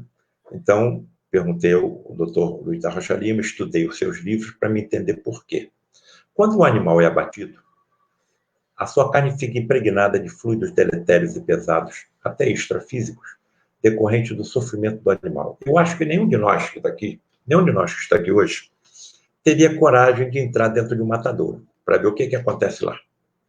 Bem, então, quando eu ingiro a carne nas 72 horas que antecedem a reunião, o meu ectoplasma fica contaminado pelos fluidos deletérios do sofrimento do animal quando abatido. Entro na reunião. o meu ectoplasma vai se misturar com o ectoplasma da natureza e do médio de efeitos físicos que está em transe na cabine. E eu vou prejudicar o teletransporte e a materialização do espírito, e, evidentemente, quem? Os enfermos graves que estão trazidos nessas reuniões. Porque quem mais se materializa em tais encontros são médicos desencarnados, trazendo informações, equipamentos e tecnologia muito mais avançada do que a nossa. Inclusive, realizam cirurgias hiperfísicas. Eu nunca vi a utilização de qualquer instrumento metálico em tais cirurgias, mas elas acontecem, inclusive, com abundante sangramento e remoção de peças cirúrgicas. Agora, curiosamente, é permitida a ingestão de peixe. E eu indaguei ao presidente Rocha Lima: doutor Rocha Lima, o peixe também não sofre quando ele é pescado? Sim, olha a informação que ele me deu. Mas o cardume tem um perispírito coletivo. E quando você remove uma unidade desse conjunto, há sofrimento, mas muito menor do que acontece com o boi, com a vaca, com o porco, com as aves. E outra informação preciosa: a carne do peixe é impregnada de compostos fosforados. Os primeiros fenômenos que nós vemos na cabine antes da materialização do espírito são relâmpagos potentes, poderosos, que iluminavam o santuário inteiro, de tonalidade azul e violeta, que funcionam com a utilização desses compostos fosforados da carne do peixe na esterilização do ambiente. E outra forma que eles utilizam na esterilização do santuário é o ozônio. O oxigênio que nós estamos respirando tem 2 átomos de oxigênio. O ozônio tem 3 átomos de oxigênio. 98% dos micro-organismos conhecidos pela ciência são sensíveis ao ozônio. Bem, então, na hora que eu ingiro a carne vermelha, eu já estou ingerindo fluidos pesados causados pelo sacrifício do animal. Eu falaria sobre isso até amanhã de manhã. A doutora Irvênia, você deve conhecer, ela é veterinária, ela fez uma palestra lá na Semana de Espiritualidade e Saúde em Portugal comigo. E ela mostrou fotografia de bois na fila para serem abatidos. Ela ampliou a face de um dos animais, se via a dilatação do seu globo ocular, né? Da sua papila, e o escorrimento de lágrimas, vendo o companheiro da frente sendo abatido. Olha, eu já tinha uma aversão à carne. Desde aquele dia, a única carne que ainda raramente eu consigo ingerir é a carne de peixe. Então já temos aí uma informação espiritual do prejuízo da ingestão de carne. O nosso princípio ativo, o nosso princípio inteligente, passou pelo reino mineral, vegetal e animal. Então, se o meu princípio inteligente passou pelo reino animal, eu estou ingerindo meu irmão. Eu estou ingerindo meu irmão menor. Agora vamos ao lado da ciência material, uma ciência materialista. A ciência materialista está me dizendo que a carne vermelha, principalmente aquela mal cozida, está impregnada pelos chamados radicais livres de oxigênio, que são partículas do elemento oxigênio, que têm uma meia-vida muito rápida, talvez de milésimos de segundo, mas suficiente para lesar áreas do meu ADN. Então, há uma probabilidade maior da ingestão de carne vermelha de eu adquirir alguma tumulação maligna. Agora, eu posso somar as 2 causas, né? O mau cuidado que eu tenho com o meu corpo com as minhas dívidas que eu tenho de vidas passadas. Bem, isso tudo vai ser assunto de estudos nos congressos médicos do futuro. Agora, por que nós ingerimos tanta carne? Só que no Brasil parece que tem 500 milhões de cabeça de gado. 500 milhões de cabeça de gado. Quer dizer, as fezes do gado, elas alteram também a camada de ozônio. Estão percebendo? Aumenta o nosso aquecimento global. Por que ingerimos tanta carne? porque pertencemos a um planeta de provas e expiações. Então, a humanidade que nós pertencemos ainda é uma humanidade extremamente materialista. Essa é a humanidade que pertencemos, em vias de ascensão de um planeta de provas e expiações para um planeta de regeneração. E eu termino com uma frase de André Luiz, em um dos seus livros. Dia virá, em que o estábulo será tão sagrado quanto o lar. Maravilha, maravilha. Esta pergunta aqui, vê se você consegue ler. Doutor Paulo, o que faz com que o oncogene repressores que deviam nos ajudar ficam desativados? Sejam desativados decorrentes das alterações que nós colocamos em nosso perispírito em vidas passadas. Se bem que a minha atitude na vida atual pode diminuir a ação perispiritual sobre os meus oncogenes e os genes repressores.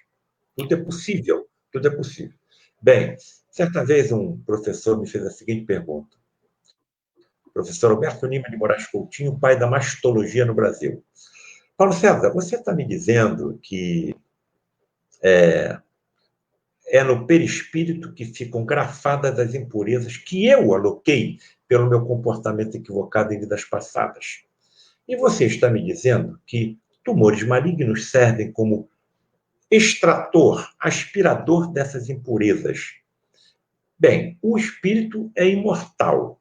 O corpo físico é temporário. Está funcionando como aspirador das impurezas. Correto? Correto, professor. Então me diga aqui o seguinte, por que é que você opera os seus pacientes com câncer? Por que você não deixa o câncer continuar limpando o espírito através do perispírito, que é imortal? Professor, eu, como médico, não sei até onde deve ir o sofrimento de alguém. Então, eu tenho que fazer tudo que tiver ao alcance para curar, aliviar e consolar, porque Deus age nas criaturas através das criaturas. Nesse livro, que vai ser lançado no dia 22 de novembro, Aspectos Históricos, Científicos e Espiritualistas do Câncer, eu coloco experiências que eu tive durante o período que eu assisto todas as possibilidades de atividades mediúnicas no Lar Frei Luiz ao longo de 42 anos. Por vezes eu vi os médicos materializados ou encarnados nos seus médiuns, entendo a encarnação como um estágio superior à incorporação, quando a entidade está encarnada no médium, o médium nada percebe, nada se lembra. Bem, e eles ficavam durante alguns tempos contemplando o corpo do paciente sobre o leito. Bem, o que eles estavam fazendo? Eles estavam contemplando por transparência o interior dos corpos dos doentes. Eles têm visão por raio-x. Outra informação preciosa, eles têm visão microscópica e ultramicroscópica. Conseguem ver células vibrando de forma diferente das células doentes, com colorações diferentes das células doentes. Então, a célula sã tem uma coloração, tem uma espécie de vibração, a célula enferma, como uma cancerosa, tem uma outra coloração e uma outra vibração. Eles têm visão ultramicroscópica, conseguem ver até organelas intracelulares, que para que nós possamos vê-las, necessitamos de microscópios com aumento, eletrônicos, com aumento da imagem, até em 500.000 vezes. E eles têm essa capacidade com a sua visão natural. Então, eles estão vendo materializado e estão vendo encarnado no médium. Se estão encarnados no médium, estão utilizando o aparelho visual do médium. Bem. E eu indaguei o Frederic. Frederic, você pode alcançar o átomo e as partículas subatômicas? Eu, não. Eu, ainda não. Mas espíritos mais evoluídos que eu, sim. Será que os médicos médiums do futuro terão esses sentidos mediúnicos ultra evoluídos? Eu hoje não posso ter a visão por transparência. Se todos os médicos da Terra tivessem visão por transparência, todas as empresas que fabricam os instrumentos que nós utilizamos no diagnóstico dos nossos pacientes iriam fechar as portas e nós causaríamos uma imensidão de desempregados. Eu não tenho controle emocional para ter uma visão microscópica e ultramicroscópica, porque eu veria micróbios quando entrasse no centro cirúrgico, quando entrasse numa sala de cirurgia. Será que eu conseguiria ter um controle emocional para realizar uma cirurgia vendo micróbios, miríades de micróbios, por sobre a superfície das minhas roupas, por sobre a superfície dos pacientes que serão operados? Não chegou o momento. Mas se o médico do futuro tiver a visão microscópica, ultramicroscópica, e for capaz até de detectar partículas subatômicas, ele não saberá detectar uma alteração que ocorra em um gene, em uma das unidades do ADN, ou seja, 3 bilhões de unidades? Então, essa me parece que será a medicina mediúnica do futuro, não a de agora, não a de agora. Então, essas alterações deverão acontecer ainda assim quando o planeta passar para um planeta de regeneração. Só que a nossa medicina terá recursos muito mais avançados, e não estou falando de recursos materiais, não estou falando da tecnologia da nossa ciência, eu estou falando os recursos mediúnicos, sensitíveis dos médicos, médiums do futuro. Então, estamos no caminho. Não chegou o momento, mas estamos tendo grandes revelações. E, até onde eu estou entendendo, está se descortinando à nossa frente uma ciência assustadoramente mais complexa e profunda do que tudo aquilo que nós possamos imaginar, que é a ciência do espírito. Nós estamos caminhando para a era do espírito.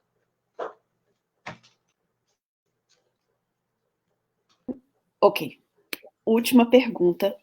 Sobre a depressão imunológica, né? Nós sabemos que temos causas emocionais, alterações psíquicas que podem desencadear o câncer. Quando uma pessoa, como um modo de prevenção, remove a mama, como foi o caso do estômago, mas quando uma mulher remove a sua mama como um método de prevenção ao câncer, talvez pelo histórico familiar, mas o medo do câncer pode ser justamente o que vai desencadear o câncer. Talvez não na mama. Poderia, então, o câncer ser desencadeado em outro órgão? O medo, a questão psicológica, no caso, talvez o medo de contrair a doença e tirar parte do próprio órgão, ou o órgão completo, seria isso elas por elas, como se diz? Bom, só repito o que eu já disse. Os médicos do futuro saberão analisar o que aconteceu em vidas passadas dos pacientes.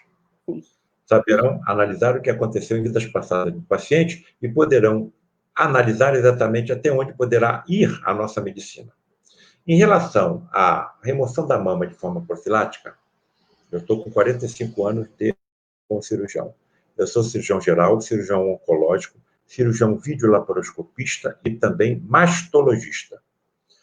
Já fiz várias cirurgias em que removo a glândula mamária, conservando toda a pele, a areola e a papila da mama da paciente. Faço uma incisão inframamária, levanto a pele e a gordura, removo a glândula e o plástico que comigo atua, coloco uma prótese no local. Toda vez que eu faço uma cirurgia dessa, eu deixo bem claro na cabeça da paciente que nós nunca conseguimos remover completamente o tecido mamário. Removo em torno de 96%, 97%, mas cerca de 3% do parênquima permanece. Existe a probabilidade dela ter um câncer de mama nos 3% do parênquima que eu conservo? Sim. Mas nesses 45 anos de estrada, eu não vi nenhuma das pacientes que eu operei dessa forma desenvolver a doença. Bom, agora, se há probabilidade de se desenvolver em algum outro local do organismo, é claro que eu tenho que acreditar que sim. Claro que eu tenho que acreditar que sim. Ela pode ter a sua sensibilidade, o seu psique, a sua, vamos dizer assim, emocional elevada, pelo fato de não estar preocupada com uma patologia mamária. Por que você quer fazer a cirurgia que nós chamamos de adenomastectomia subcutânea profilática? Por que você quer fazer essa cirurgia? Olha, porque eu vi o que aconteceu com a minha avó, eu vi o que aconteceu com a minha mãe, eu não quero passar pelo mesmo sofrimento. Estou de acordo. É uma decisão não somente médica, é uma decisão médica da paciente, da família. Eu reúno todo mundo e discutimos em conjunto. Agora, nenhum médico da Terra pode prever quem vai ter ou não vai ter câncer. Uma doença que pode acometer até feto antes de nascer. Agora, no futuro, diante dos supersentidos que eu descrevi na penúltima pergunta, os médicos saberão detectar alterações no ADN, alterações iniciais. A radiografia da mama, feita todo ano pela paciente a partir dos 40 anos, detecta lesões mínimas. Então, eu posso remover sobre toda a área alterada e conservar a mama da paciente. Então, a tecnologia e a medicina hoje é completamente diferente da Idade Média. O que nós faríamos? Quando eu estudei a parte histórica do câncer, eu fui a estudar a doença há 4.000 anos antes de Cristo. O que se podia fazer com uma paciente com câncer há 4.000 anos? Há 500 anos, há 400 anos, há 300 anos. Todos os pacientes morriam. Nós não tínhamos nem anestesia.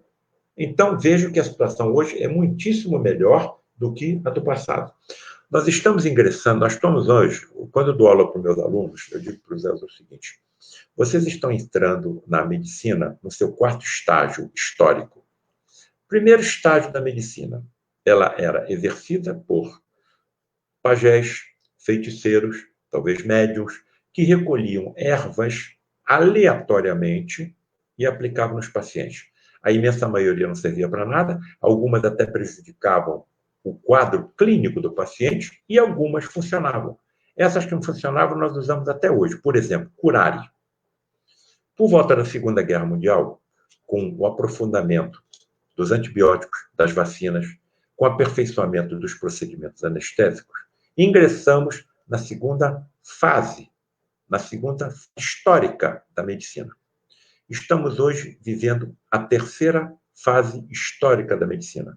Estamos estudando cada doença, proteína por proteína, molécula por molécula, átomo por átomo. Estamos diversificando, subdividindo a mesma doença em tipos moleculares diferentes um do outro, que apresentam um comportamento patológico diferente de outro tipo. Só na mama nós já temos 5 tipos moleculares diferentes. Então, cada dia surge uma informação diferente. Agora, eu acho que nós estamos caminhando para a era do espírito, aonde os médicos ingressarão no 4º estágio histórico da medicina, que será o da medicina holística, em que nós cuidaremos não somente da parte física do paciente, mas também da parte extrafísica, espiritual, energética, transmissora da vida ao corpo físico e imortal. É só questão de tempo.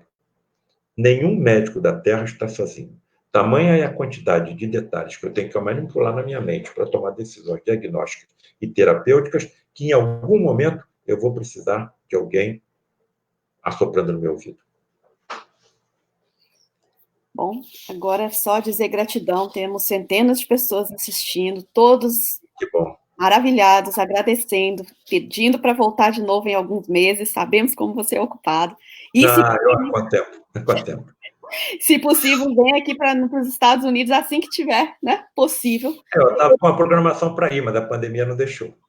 Eu já fui 2 vezes até aí. Eu já falei em Houston, já falei em Las Vegas, já falei em Nova Jersey, já falei em Nova York. E estamos caminhando, já fomos 5 vezes. Vejam assim, a necessidade de informação. Quem somos? Para onde é que nós estamos indo? De onde viemos? Onde é que estão os nossos entes queridos que já desencarnaram? Nós estamos numa fase que nós queremos respostas lógicas e racionais. E a corrente religiosa, doutrinária, filosófica e científica que reúne essas 4 vertentes é o espiritismo kardecista cristão. Eu fico pensando quando o espiritismo permear, por exemplo, os países islâmicos, quando as mulheres são consideradas seres inferiores.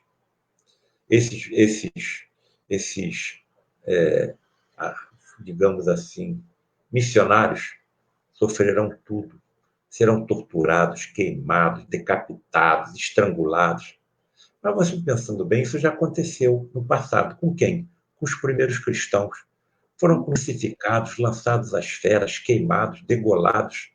E o cristianismo está aí. Vai permear mais cedo ou mais tarde todo o planeta.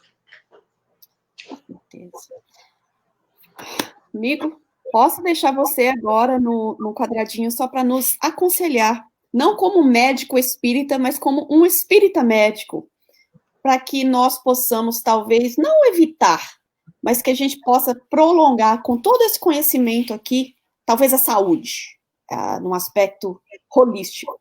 Posso deixar as últimas palavras com você e depois agradecer também os ouvintes que estão aqui conosco.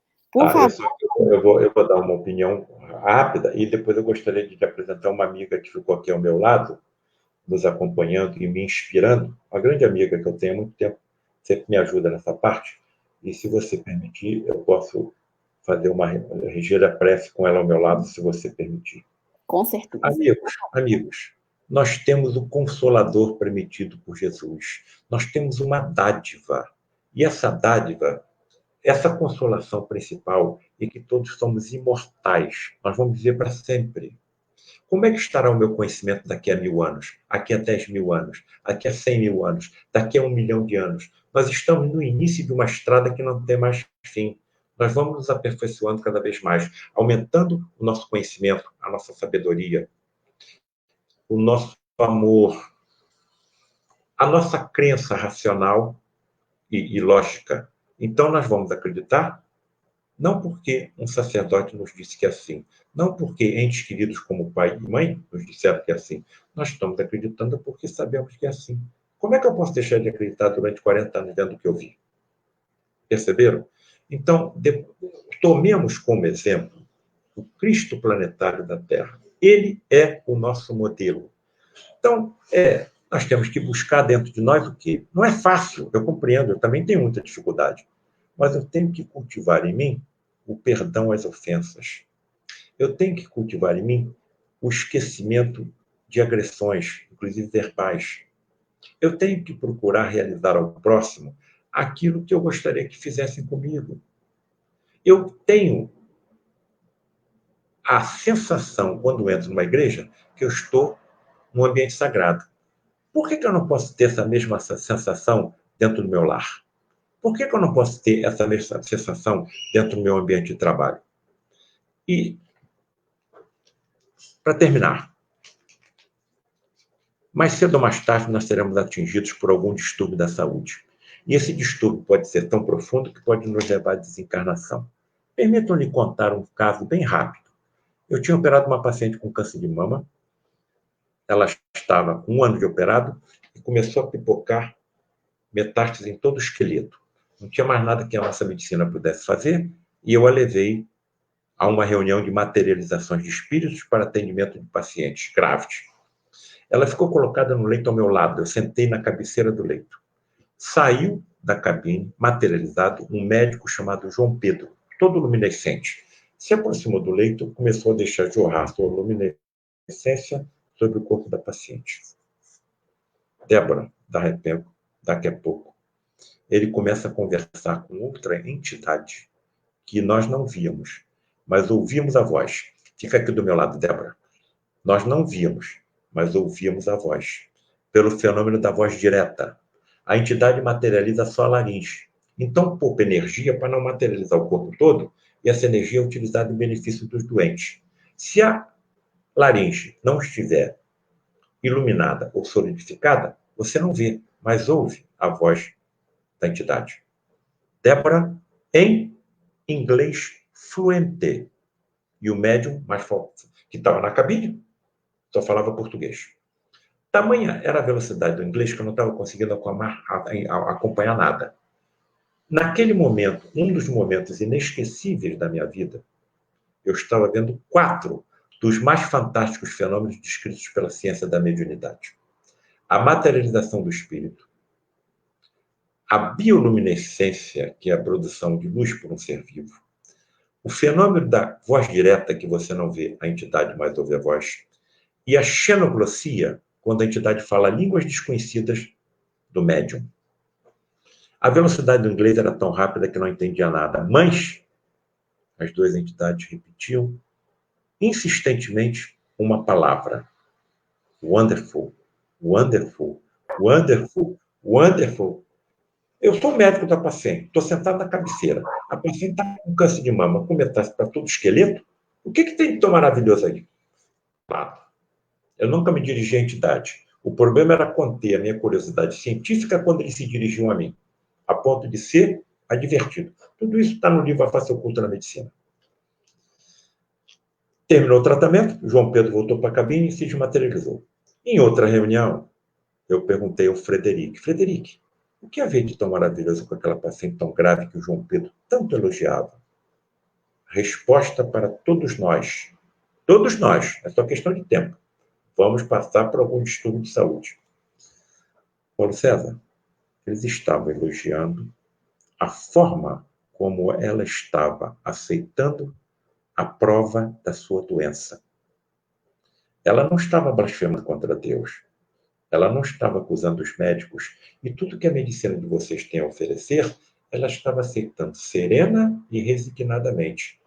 E aquele comportamento estava trazendo um grande benefício para o seu espírito imortal.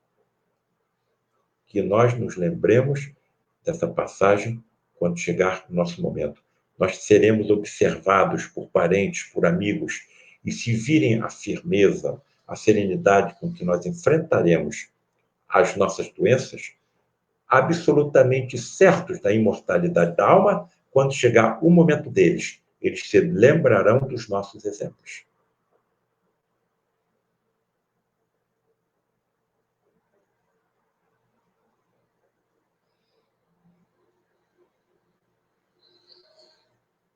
Débora, você ainda está aí?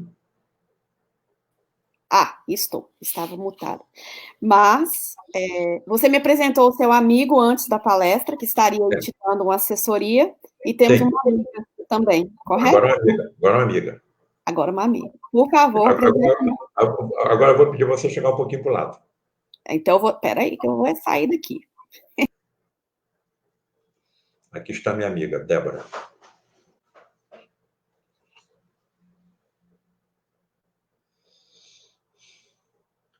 Ave Maria, Senhora do Amor, que ampara e redime.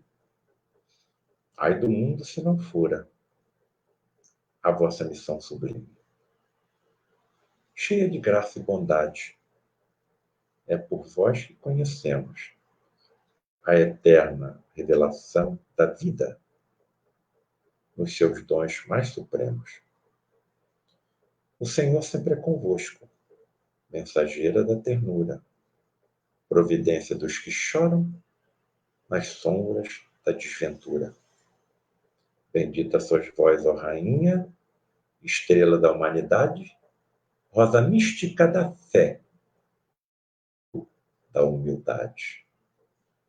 Dentre as mulheres sois vós, a mãe das mães desvalidas, nossa porta de esperança e anjo de nossas vidas. Bendito é o fruto imortal da vossa luz, desde a paz da manjedoura, as dores além da cruz. Que assim sejas para sempre, ó divina soberana, o refúgio dos que padecem nas dores da luta humana. Ave Maria, Senhora do Amor, que ampara e redime. Ai do mundo se não fora a vossa missão sublime. Graças a Deus.